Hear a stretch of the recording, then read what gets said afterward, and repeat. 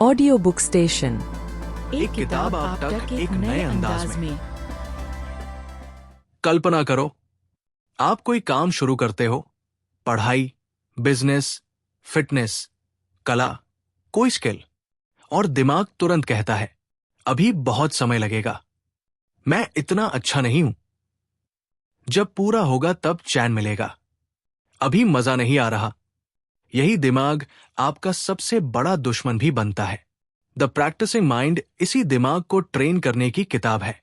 ये किताब सफलता नहीं सिखाती, ये सिखाती है शांति के साथ आगे बढ़ना। थॉमस एम स्टर्नर कहते हैं, जिस दिन तुमने प्रक्रिया से दोस्ती कर ली, उसी दिन परिणाम तुम्हारे पीछे दौड़ने लगते हैं। समस्या क्या है? हमारी बेचैन मानसिकता। हम सब एक जैसी बीमारी से ग्रस्त हैं। जब ये हो जाएगा तब मैं खुश रहूंगा, परीक्षा निकल जाए तब, पैसा आ जाए तब, शरीर बन जाए तब, काम पूरा हो जाए तब, पर तब कभी आता ही नहीं। क्यों? क्योंकि दिमाग हमेशा अगले लक्ष्य पर चला जाता है और वर्तमान क्षण को सिर्फ एक रुकावट मान लेता है। यही से पैदा होती है बेचैनी, गुस्सा, जल्दीबाजी, अधूरापन, आत्मालोचना, लक्ष्य का जाल, दी गोल ट्रैप। ये किताब एक बहुत जरूरी बात साफ करती है। लक्ष्य समस्या नहीं है, लक्ष्य से चिपक जाना समस्या है। उदाहरण, मान लो तुम्हारा लक्ष्य है, मैं 6 महीने में अंग्रेजी फ्लुएंट बोलना चाहता हूं। अब रोज अभ्यास करते समय दिमाग कहता है अभी तो बहुत खराब है, अभी तो 6 महीने दूर है, इतनी मेहनत क्यों? नतीजा, अभ्यास भारी लगने लगता है, मन भागने लगता है। सही तरीका, गोल को रडर बनाओ। स्टर्नर कहते हैं, गोल दिशा, डायरेक्शन, प्रोसेस यात्रा, जर्नी। गोल बस ये बताता है कि नाव किस दिशा में है, पर अगर तुम हर पल किनारे को ही देखते रहोगे तो पानी, हवा, चप्पू सब बिगड़ जाएगा। इसलिए गोल को याद रखो, लेकिन ध्यान दो सिर्फ अभी के कदम पर। वर्तमान क्षण की ताकत, प्रेजेंट मोमेंट पावर। किताब का दिल यही है। सवाल, जब आप पूरी तरह वर्तमान में होते हो तो चिंता कहाँ जाती है? उत्तर, चिंता भविष्य में रहती है, पछतावा अतीत में रहता है, वर्तमान में सिर्फ काम होता है। Present moment functioning, PMF.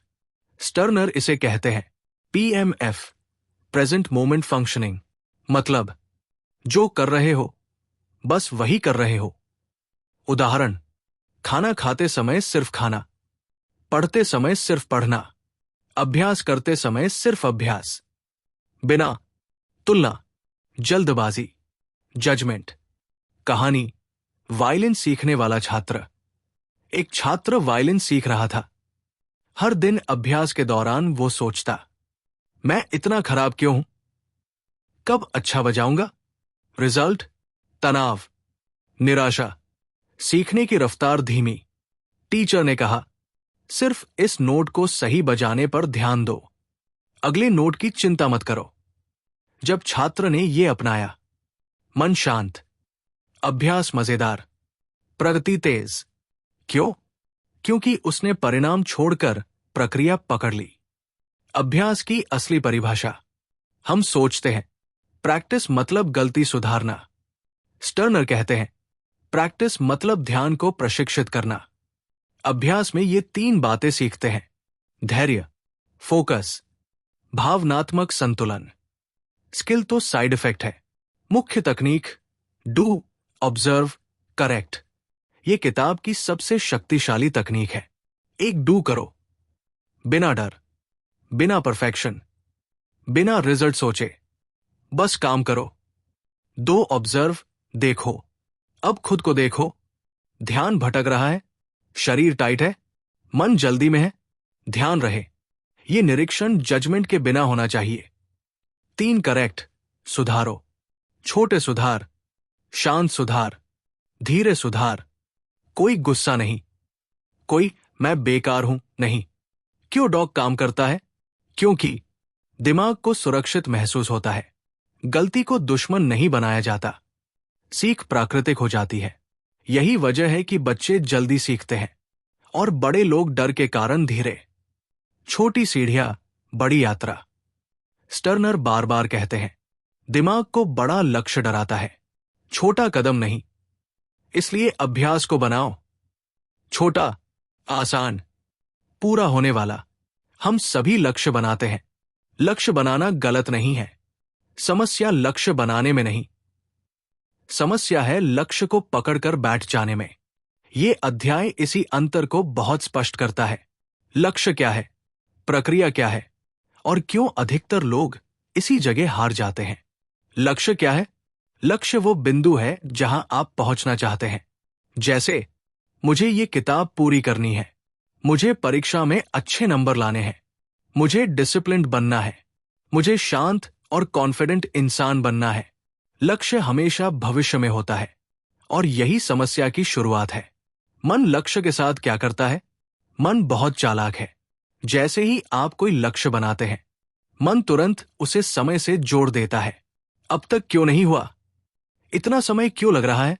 दूसरे तो मुझसे आगे निकल गए, मैं अभी वहां क्यों नहीं पहुंचा? धीरे धीरे लक्ष्य, प्रेरणा नहीं, दबाव बन जाता है और दबाव में किया गया काम कभी भी गहराई से नहीं सीखा जाता। लक्ष्य केंद्रित जीवन का नुकसान। थॉमस टर्नर एक बहुत सटीक बात कहते हैं, जब आप केवल लक्ष्य पर जीते हैं तो आप अपने जीवन का ज्यादातर हिस्सा अपूर्ण महसूस करते हैं। क्यों?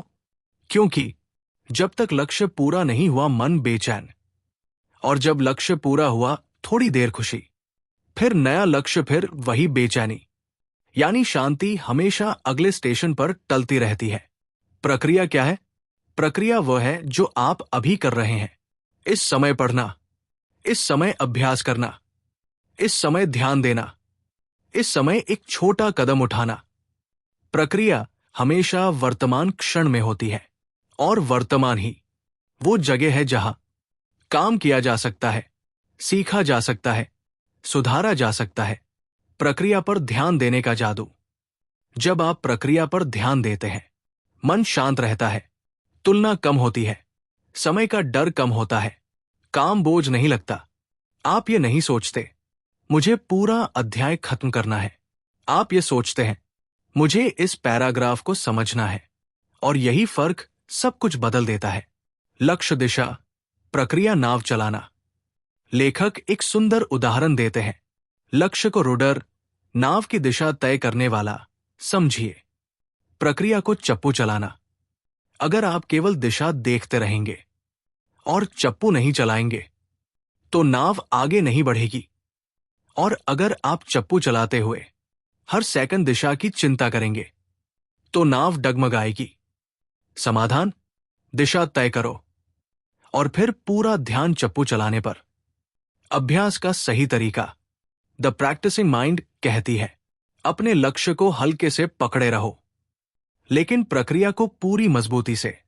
मतलब, लक्ष्य आपको रास्ता दिखाए, प्रक्रिया आपका पूरा ध्यान पाए।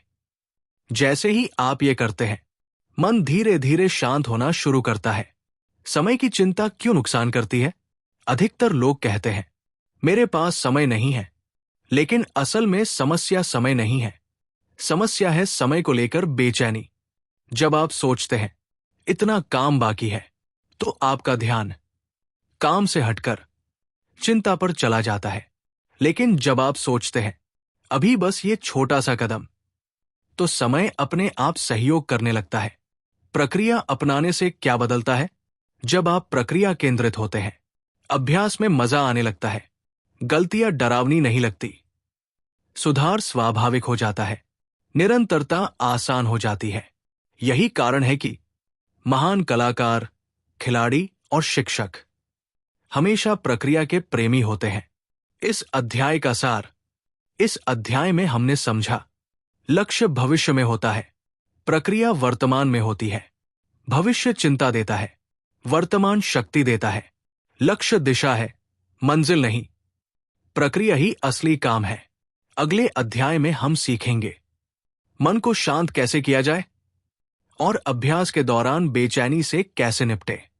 अगर एक वाक्य में इस किताब की आत्मा कहनी हो तो वो ये होगी, समस्या काम नहीं है, समस्या काम करते समय मन की बेचैनी है। हम में से ज्यादातर लोग काम से नहीं भागते, हम उस भावना से भागते हैं जो काम करते समय पैदा होती है। बेचैनी, अधीरता, जल्दी खत्म करने की चाह, मन का बार बार भटकना। ये अध्याय उसी मन को समझने और प्रशिक्षित करने के बारे में है। मन बेचैन क्यों रहता है? मन का स्वभाव है भविष्य में जाना, तुलना करना, जल्द परिणाम मांगना। जब भी आप कोई अभ्यास शुरू करते हैं, पढ़ाई, काम, सीखना, सुधार, मन तुरंत कहता है, अभी बहुत बाकी है, ये जल्दी क्यों नहीं हो रहा, मैं इससे बेहतर होना चाहिए था। यहीं से तनाव शुरू होता है। लेखक कहते हैं, मन को प्रशिक्षित नहीं किया गया, इसलिए वो मालिक बन बैठा है। एक छोटा सा उदाहरण, मान लीजिए आप पढ़ने बैठे हैं, शरीर कुर्सी पर है, लेकिन मन कहाँ है? कभी रिजल्ट में, कभी कल में, कभी दूसरों की प्रगति में। यानी शरीर वर्तमान में, मन भविष्य में, और यही टकराव मन को थका देता है। समाधान, मन को काम पर वापस लाना। दी प्रैक्टिसिंग माइंड कोई जादू नहीं सिखाती, ये मन को वापस लाने की कला सिखाती है। जब भी मन भटके, उसे डांटना नहीं, उसे शर्मिंदा नहीं करना, बस धीरे से वापस लाना। जैसे अभी बस यही लाइन, अभी बस यही कदम, अभी बस यही अभ्यास, बार बार, शांतिपूर्वक।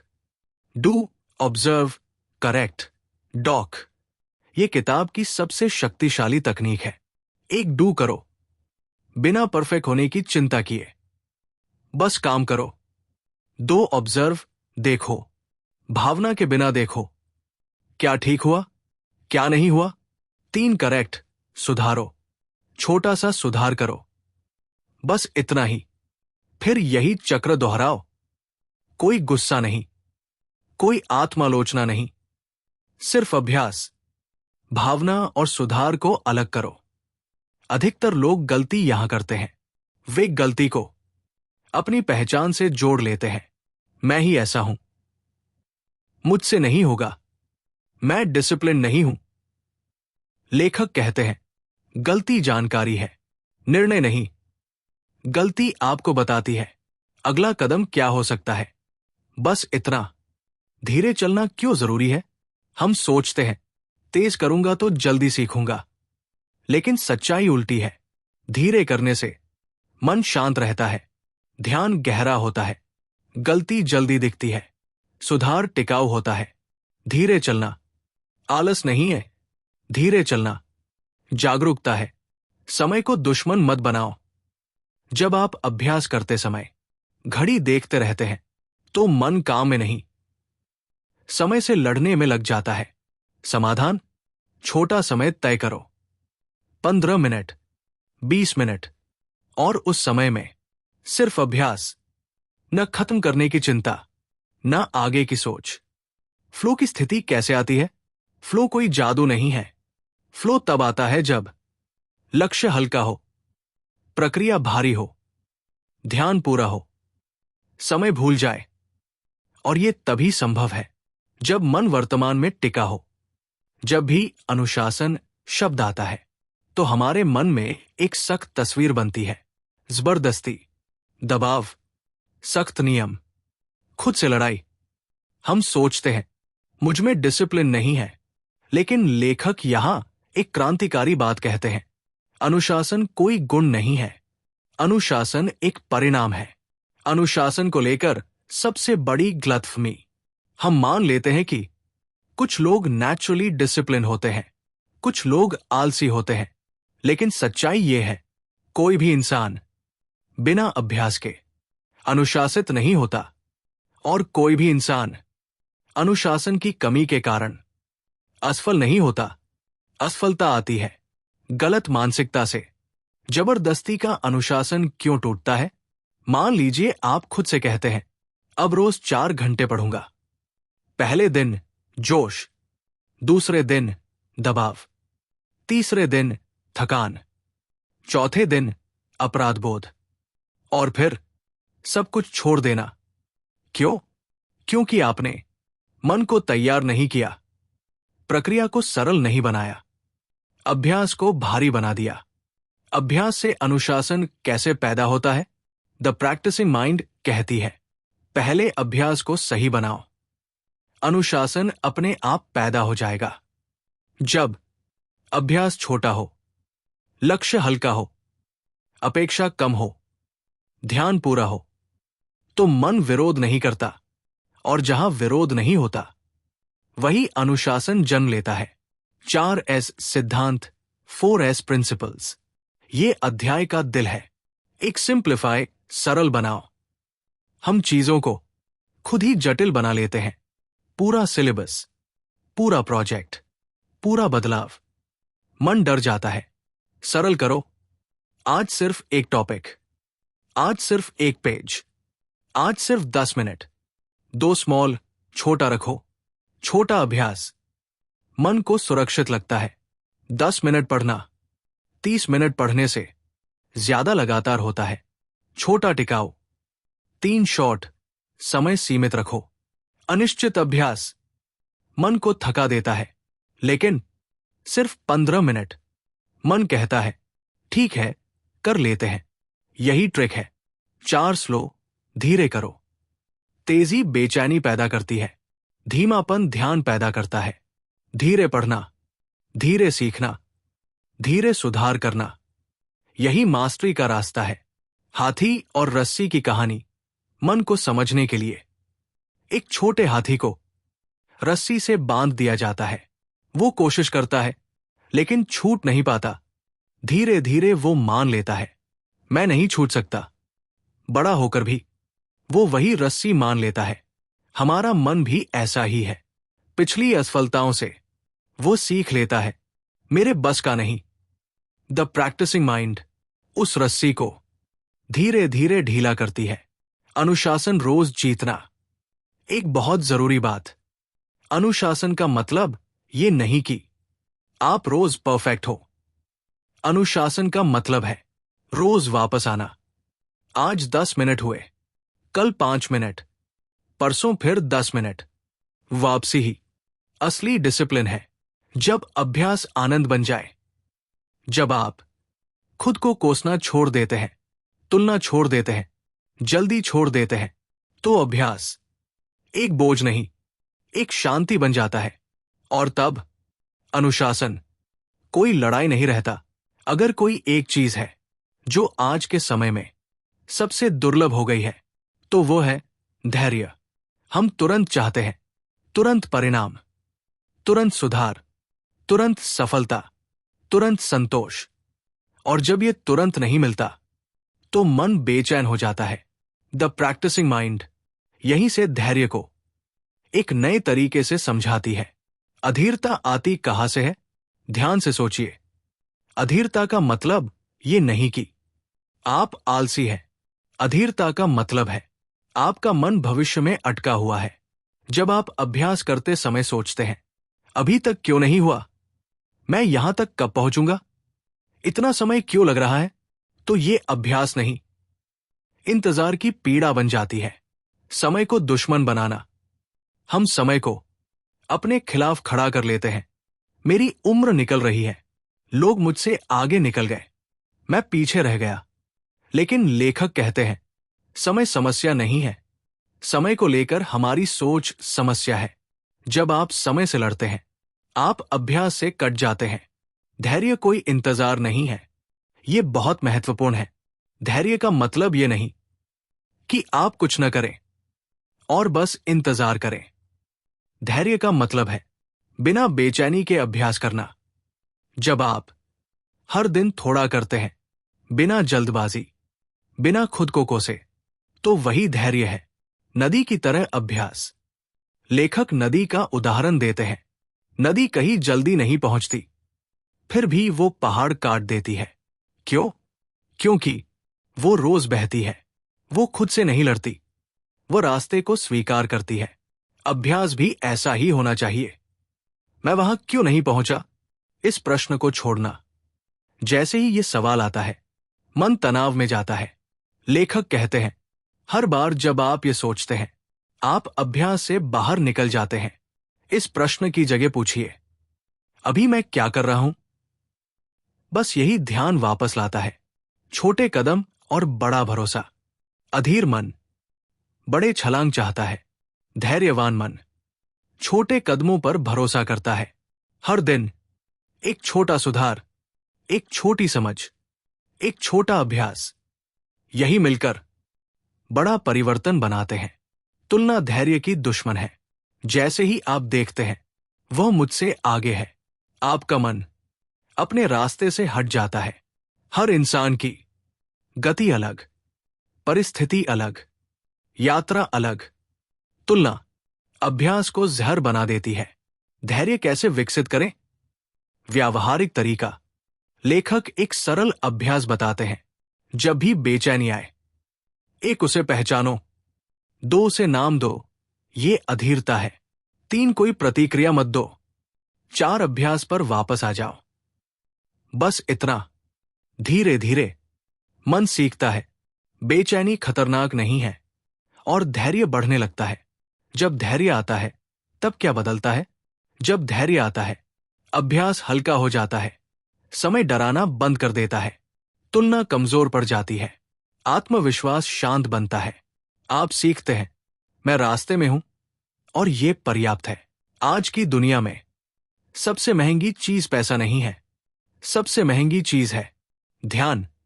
हर कोई कहता है, मेरा ध्यान नहीं लगता, मन भटक जाता है, मैं कॉन्सेंट्रेट नहीं कर पाता।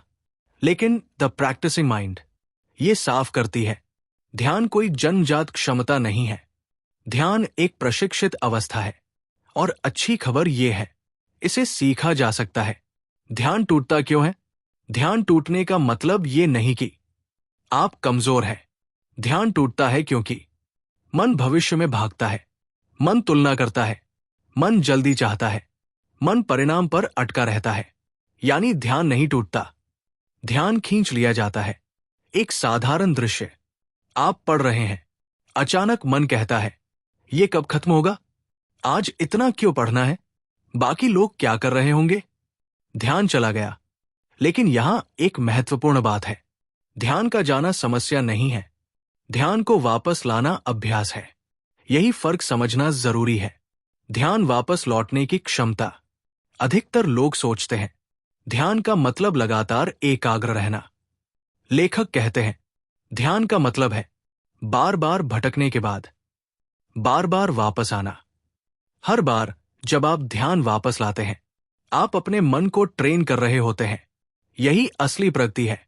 एक काम एक्समय का सिद्धांत। मन एक समय में सिर्फ एक चीज ठीक से कर सकता है। मल्टीटास्किंग ध्यान को कमजोर करता है, अभ्यास को सतही बनाता है। द प्रैक्टिसिंग माइंड कहती है, जब अभ्यास करो तो सिर्फ अभ्यास करो। फोन दूर, नोटिफिकेशन बंद, ध्यान एक जगह, कम समय लेकिन पूरा ध्यान। समय नहीं, ध्यान गिनो। हम अक्सर कहते हैं, मैंने 3 घंटे पढ़ाई की, लेकिन असली सवाल है, उन 3 घंटों में ध्यान कितना था? लेखक सुझाव देते हैं, बेहतर है 20 मिनट पूरा ध्यान, बजाय 2 घंटे बिखरा हुआ मन। ध्यान की गुणवत्ता समय की मात्रा से ज्यादा मायने रखती है। ध्यान और फ्लो का संबंध। फ्लो कोई प्रयास से नहीं आता, फ्लो आता है जब काम की कठिनाई सही हो, लक्ष्य हल्का हो, ध्यान गहरा हो। फ्लो में समय गायब हो जाता है, अहंकार शांत हो जाता है, अभ्यास आनंद बन जाता है, और फ्लो का दरवाजा ध्यान से खुलता है। ध्यान बढ़ाने का व्यावहारिक अभ्यास। लेखक एक बेहद सरल अभ्यास बताते हैं। जब अभ्यास शुरू करो, एक खुद से कहो, अभी सिर्फ यही काम। 2 जब मन भटके, उसे पहचानो, कोई जजमेंट नहीं। 3 धीरे से ध्यान वापस लाओ, दिन में 10 बार। ये करना भी ध्यान को मजबूत करता है। ध्यान का सबसे बड़ा दुश्मन मूल्यांकन। जब आप अभ्यास करते समय सोचते हैं, मैं अच्छा कर रहा हूं या नहीं, पर्याप्त हो रहा है या नहीं, तब ध्यान टूटता है। लेखक कहते हैं, अभ्यास करते समय मूल्यांकन मत करो। मूल्यांकन अभ्यास के बाद करो। अभ्यास करना, मूल्यांकन बाद में। ध्यान के साथ अभ्यास कैसा लगता है? जब ध्यान आता है, मन हल्का लगता है, काम सरल लगता है, सुधार स्वाभाविक होता है, अभ्यास बोझ नहीं रहता। आप पहली बार महसूस करते हैं, मैं काम में हूं, काम मेरे खिलाफ नहीं है। अगर आपसे कोई पूछे, अभ्यास में सबसे बड़ा दुश्मन क्या है, तो जवाब होगा आलस, समय की कमी, ध्यान भटकना। लेकिन दी प्रैक्टिसिंग माइंड कुछ और ही कहती है। सबसे बड़ा दुश्मन है खुद से कठोर व्यवहार। हम गलती को क्या बना देते हैं? गलती एक साधारण चीज है, लेकिन हम क्या करते हैं? गलती पहचान, गलती निर्णय, गलती आत्मदोष।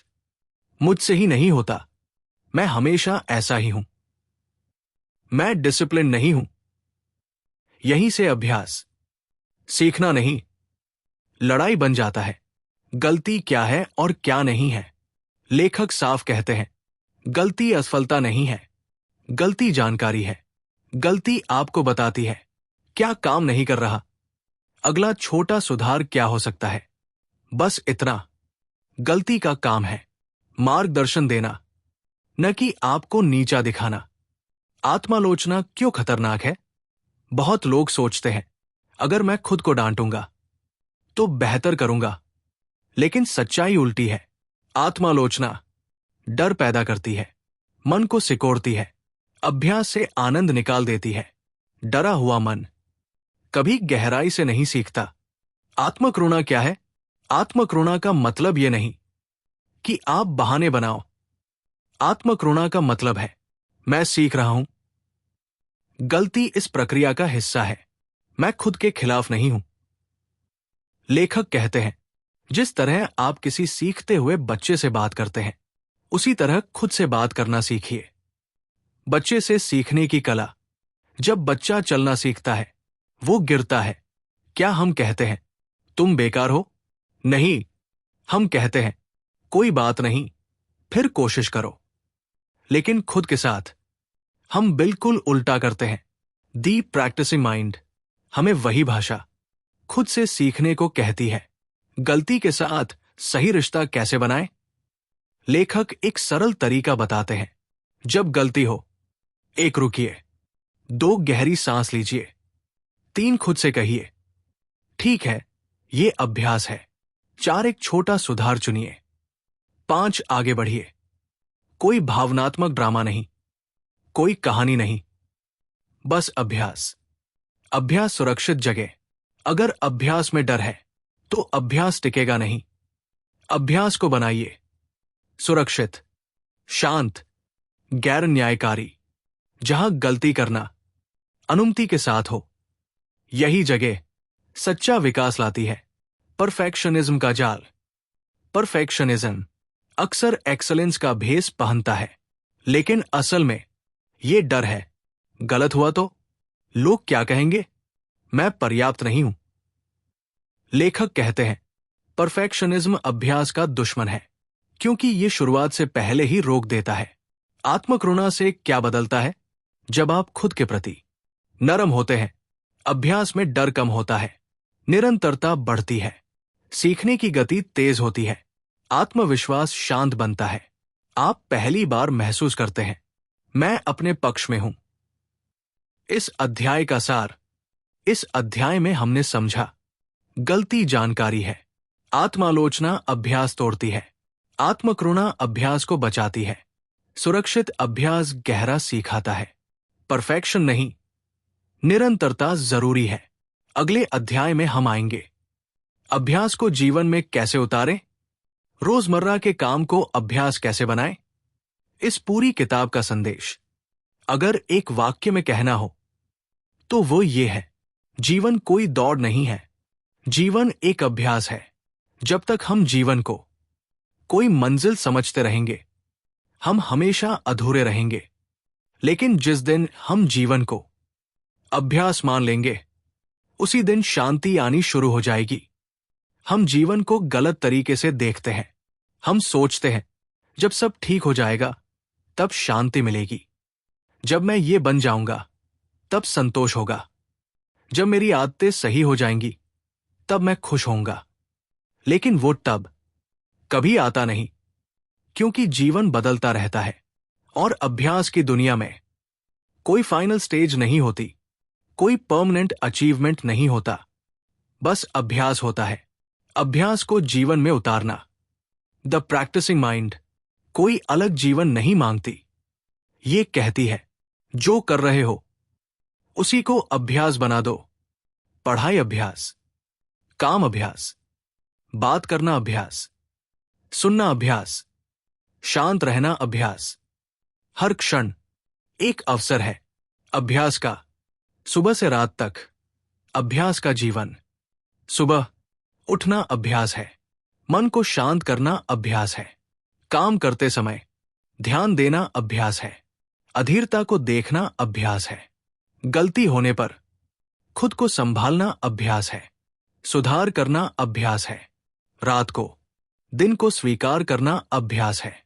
पूरा दिन एक ही अभ्यास में बदल जाता है। परिणाम अपने आप क्यों आते हैं? ये एक सुंदर विरोधाभास है।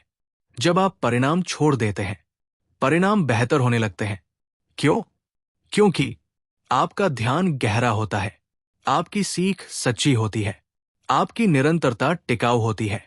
लेखक कहते हैं, जब आप अभ्यास में स्थिर हो जाते हैं, परिणाम पीछे पीछे आने लगते हैं। हल्कापन, अभ्यास की पहचान, अभ्यास का सबसे बड़ा संकेत। हल्कापन। अगर काम भारी लग रहा है तो कहीं न कहीं आप भविष्य में अटके हैं। जब आप वापस आते हैं इस क्षण में, इस कदम में, तो भार अपने आप कम हो जाता है। जीवन की लहरों के साथ बहना। अभ्यास का मन जीवन से लड़ता नहीं। अच्छा दिन अभ्यास, बुरा दिन अभ्यास, मन लगे अभ्यास, मन न लगे अभ्यास। हर स्थिति स्वीकार्य है। यही मैच्योरिटी है। अभ्यास और पहचान। धीरे धीरे एक बड़ा बदलाव होता है। आप कहना बंद करते हैं, मैं ऐसा इंसान हूं, और कहना शुरू करते हैं, मैं अभ्यास में हूं। पहचान हल्की हो जाती है, अहंकार शांत हो जाता है। अभ्यास से जन्मी शांति। ये शांति उपलब्धियों से नहीं आती, तुलना से नहीं आती, नियंत्रण से नहीं आती। ये आती है स्वीकार से, निरंतरता से, वर्तमान में रहने से। और ये शांति किसी से छीनी नहीं जा सकती। अगर आपको ये ऑडियो बुक समरी पसंद आई तो इस वीडियो को लाइक करिए और शेयर करिए। ऐसी और ऑडियो बुक समरीज के लिए हमारे channel audio book station India को सब्सक्राइब करिए। अपनी सेल्फ डेवलपमेंट जर्नी को कमेंट सेक्शन में जरूर शेयर करिए। Thank you for listening to this audio book.